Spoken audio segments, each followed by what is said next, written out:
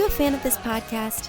Do you wish there was even more juicy content for you to sink your ears into? Well, there is. You can become a premium member of this podcast for $5.99 a month and get full access to an archive of over 50 bonus episodes.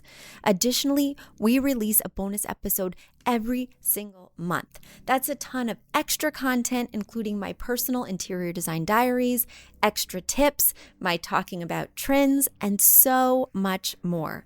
Additionally, you'll be keeping us on the airwaves each and every week because your premium membership money goes directly back to making this podcast amazing. Check us out at affordableinteriordesign.com. Click on podcast to learn more and to become a premium member today.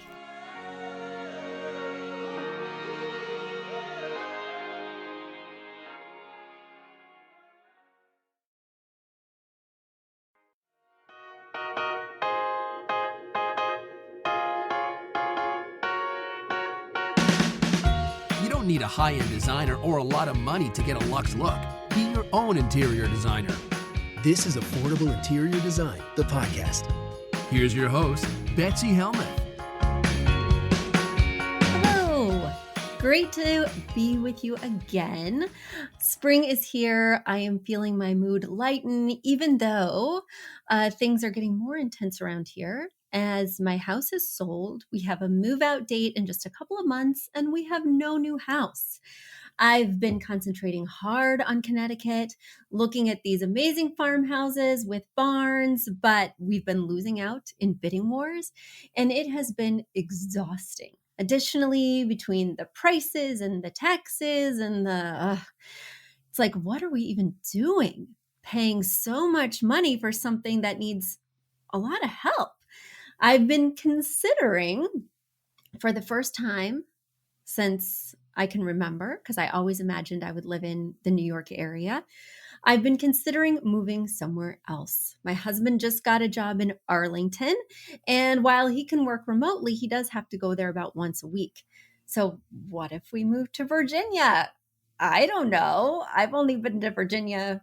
Well, I went to Colonial Williamsburg in the heat of July, and it was really something, really intense, unforgettable trip as my family and I melted listening to the Declaration of Independence being read live on July 4th by reenactors as we melted, the ice cream melted. There's no air conditioner. No air conditioning at all in the buildings in Colonial Williamsburg for the most part. So anyway, that was a very interesting trip. But that's my only context for Virginia. So I've decided maybe I just need to run down there. Maybe I just need to get behind the wheel of my car and see something new, not as a tourist, but as a potential resident. So are you guys from Richmond or Charlottesville? Those are the two areas I'm targeting because you know I love historic homes.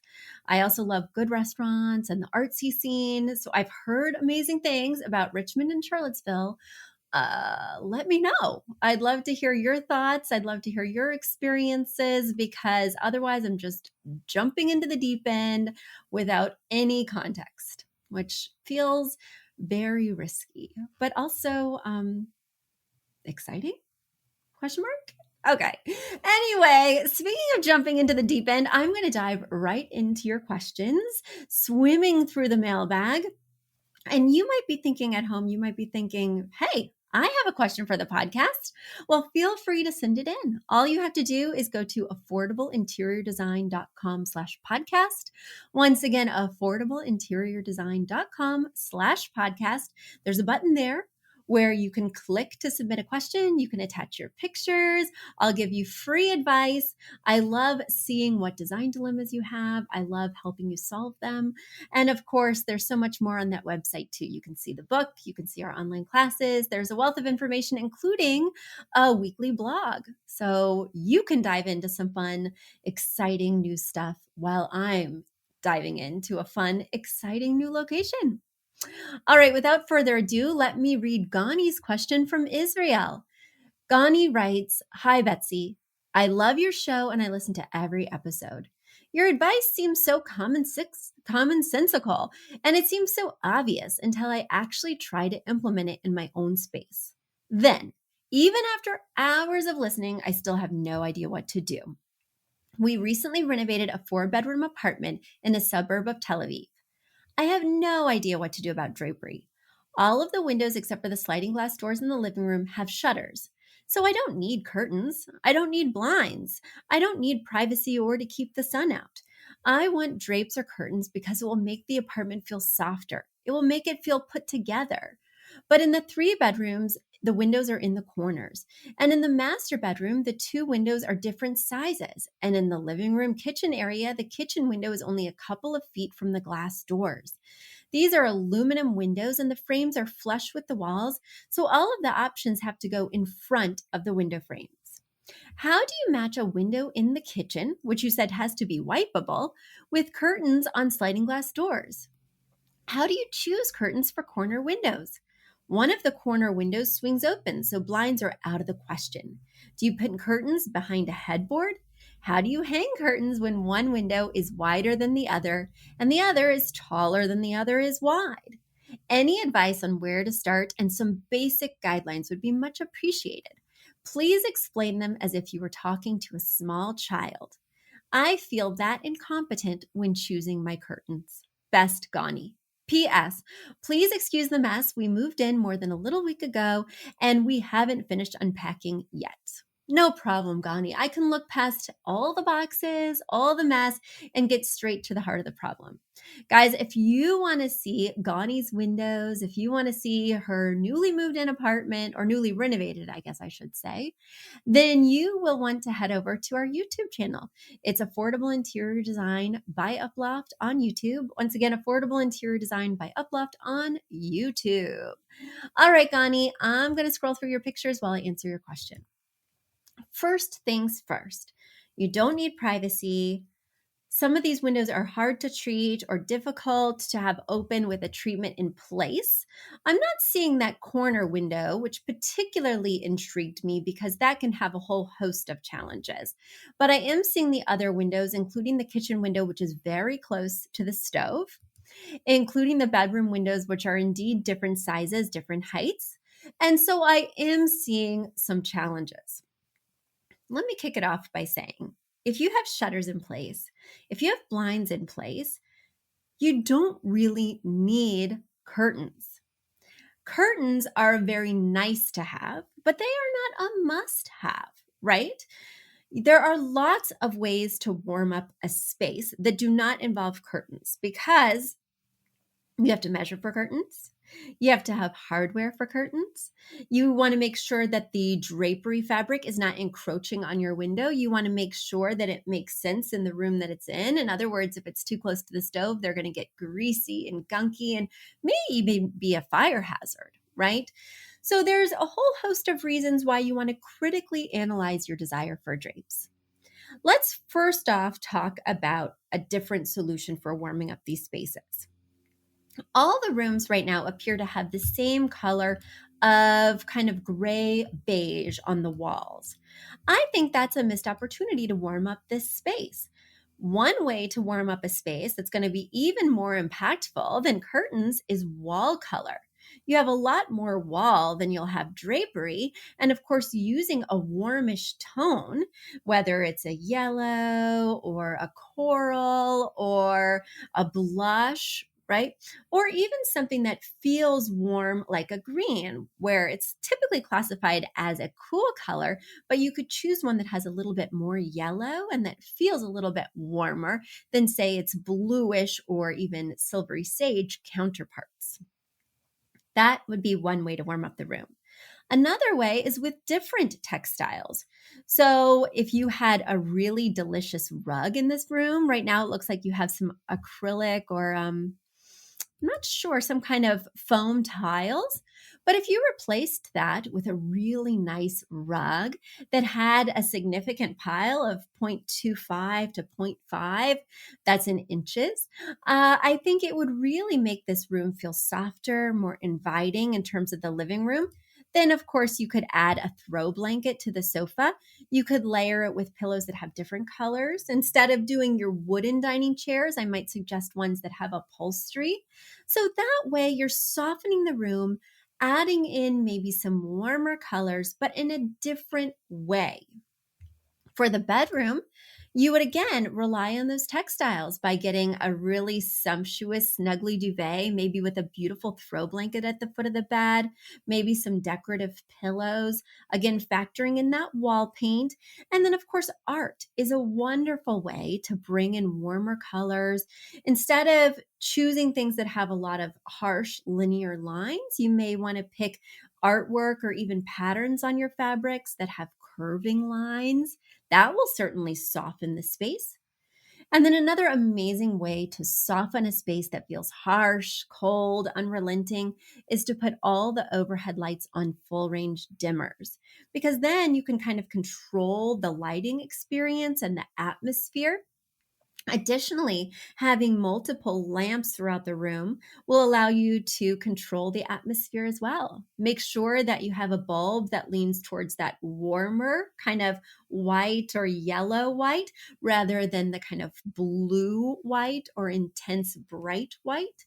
That will also help a lot because, Ghani, you do have a lot of challenges with window treatments.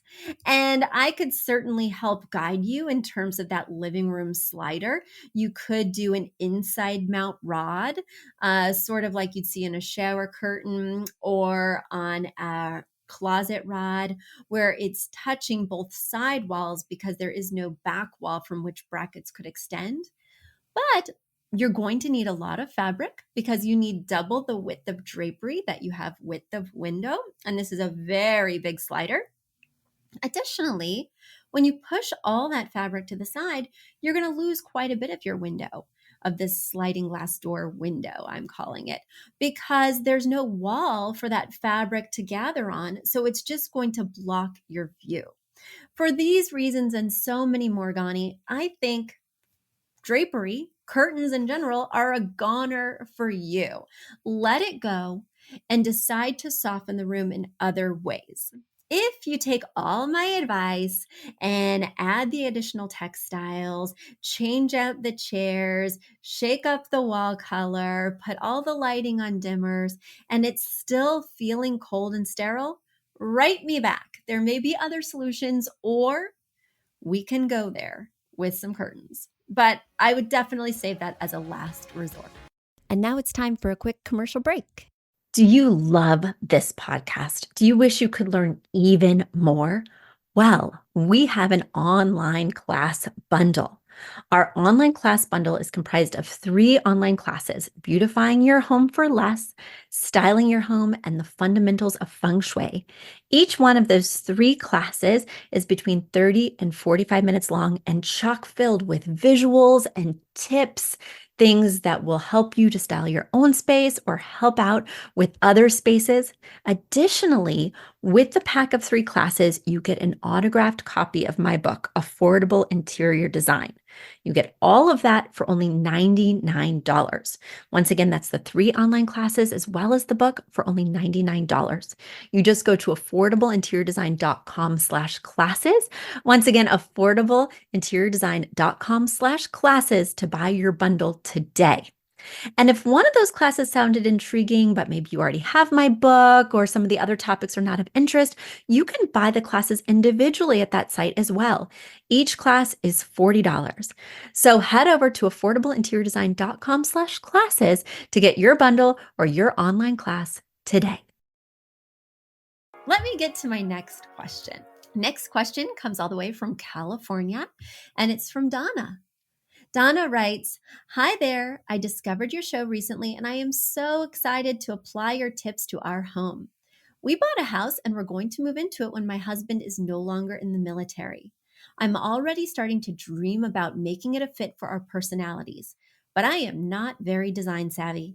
This is a first for us as we've always rented and we move every few years. I would like to keep with the craftsman style of the house, but I feel that the previous owners made the house a blank canvas for selling purposes. My question, is whether or not you'd recommend adding some wooden beams to the ceiling to give this room some character. I'm hoping to have a large modular sofa, some plants. The furniture was the sellers. I also have a dining room past the wall that's going to be converted to a playroom for our kids since we have another dining space. The kitchen has light wood floors, gray granite countertops, and cabinets that I'm planning on painting a light sage green. Thank you for all your help and wisdom. I hope that you can help me add some fun to this house. Nothing is off limits, so I appreciate any tips or advice that you have. Wow, Donna, nothing's off limits? That is very exciting. But I do want you to put some limitations on yourself because you can do too much to a space. You can impose things on a space that feel really interesting, lively, and fun, but turn out to not be a fit for the architecture or the vibe of the home. In this case, I have one picture to go on. And it looks like these ceilings are just standard height ceilings at 8, maybe 8.5 feet. They don't seem overly tall based on the pictures that I have in front of me. My concern by adding beams is that it's going to make the ceilings feel even lower because the beam is going to have a depth of at least 6 inches. And so it's going to essentially bring the ceiling down 6 inches. I would not add beams to a space unless you had taller than 9-foot ceilings. I would not add beams to a space unless it really went with the architecture. Now, you're telling me that this space is a craftsman, but based on the one picture I have, I see no evidence of this. Now, I'm not saying that you're not telling me the truth, Donna. I'm just saying that architecturally, nothing in this living room is telling me this is a craftsman. We don't have any chunky wooden moldings. We have a really contemporary fireplace surround. Everything seems very contemporary and doesn't seem to harken back to any particular era besides what's happening right now. I think there's lots of other ways to give this space visual interest. And I don't think that you have to do it architecturally in this case because you're going to have to make a lot of changes to make this room in particular look like a craftsman style home. Make sure that you try these other things before resorting to architectural changes. Number one, I think that we need to lose the unibrows on top of your windows. So on top of your windows, you have a unibrow, a mustache, whatever you want to call it, but people formally call it a valance. And the valance is not only a very 80s-tastic look, also it's blocking a lot of the natural light and you're losing an opportunity for drapery. Now, you just heard me tell Ghani that I didn't want her to do drapery, but in your case, there's no reason not to. You have wall on either side of the window. It will definitely help accentuate the height, soften the space, add a burst of color. I just think it will help in so many ways. The other thing that you might want to consider is that you have these interesting niches. One niche that has an arch above the fireplace. The fireplace has like a very, I don't even know if I'd call it a mantle. It's almost like a built-in shelf that only extends about 2 inches past this niche. And then, the fireplace is on the right. You have a TV, and it looks like some kind of TV stand also inserted in a small niche on the left. And then above that, you have another niche, right? That is a square or rectangle. I can't tell from this angle. That is a lot going on. If it were me, I would explore. Oh, yeah, I would definitely explore. Okay, you said nothing was off limits, Donna, so I'm just going to throw some things out here. Having 2 niches side by side, one that has an arch, one that doesn't have an arch, they're roughly the same size and they're above a TV niche. The TV niche is bordering your TV and creating a cavity that prevents you from enlarging this TV. I think this TV cavity may be way too small for the room, especially when you bring in a large scale sectional like you suggested you want to do in the email. I am thinking that we sheetrock up all of these niches, that we remove this little projection mantle that comes out 2 inches and make the wall around the fireplace just flat, right? Tabula rasa. We can do whatever we want with it. What I would suggest doing with it is potentially putting artwork above the fireplace, or you could put the TV above the fireplace. Now, you will have heard me say in other podcasts that I don't always put the TV above the fireplace because you don't want to be craning your neck looking up. You need to have a room that has significant depth. So your seating can be set back from the fireplace enough so that it's not like you're in front row of a movie theater, right?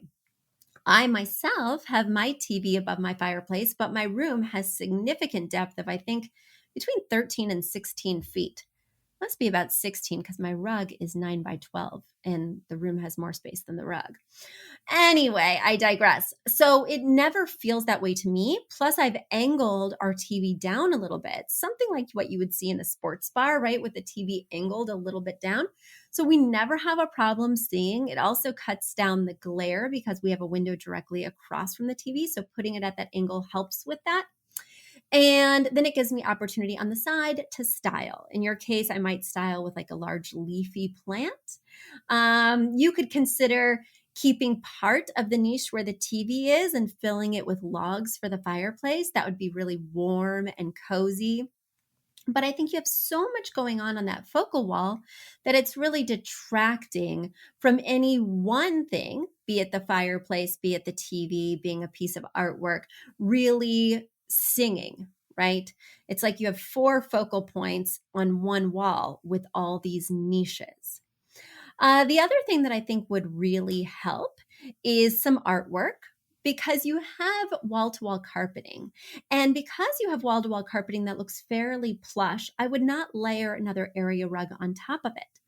Therefore, we're going to need to bring in color since the room has neutral walls with the fabric from the drapery, with some throw pillows or a throw blanket on that wonderful sectional, and also with some art above the sectional or a wonderful mirror, right?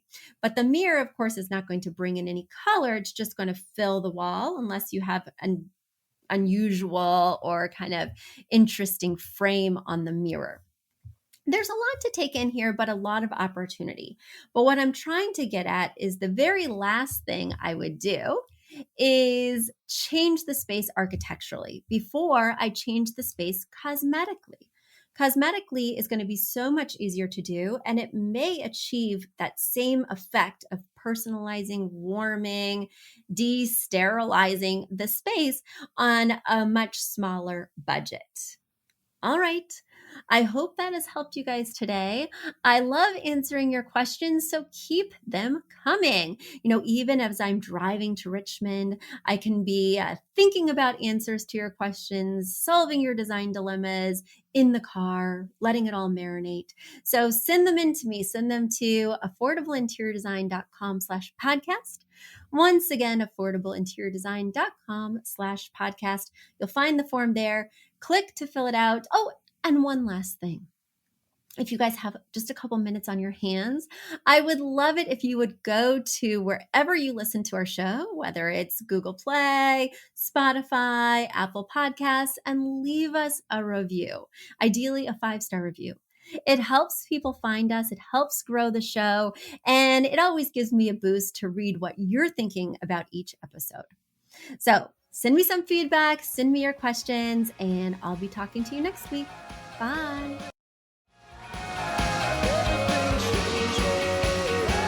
You've asked for it, and we have answered the call. For years, you've been saying, Betsy, you're talking about all these great design concepts, but we can't visualize them. You're describing the picture that the listener sent in of their problem, and we wish we could see that picture too.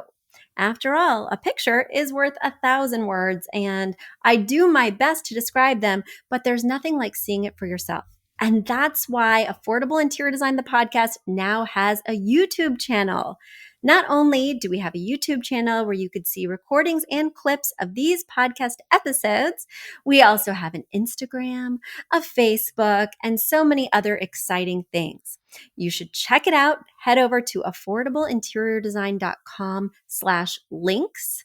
Once again, affordableinteriordesign.com/LINKS links. And when you go there, you will see links to our YouTube page, our Instagram page, our Facebook page, and more. Please check it out, follow and subscribe so you can see everything I'm talking about.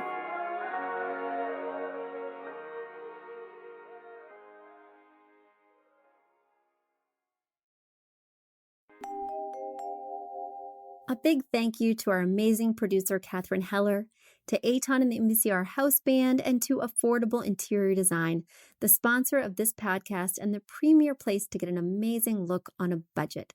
Check out affordableinteriordesign.com. If you guys love the show, the very best way to support us is by spreading the word. Tell your friends or write us an awesome review on iTunes. So until next week, guys, thanks so much for joining us, and I'll talk to you soon. Bye.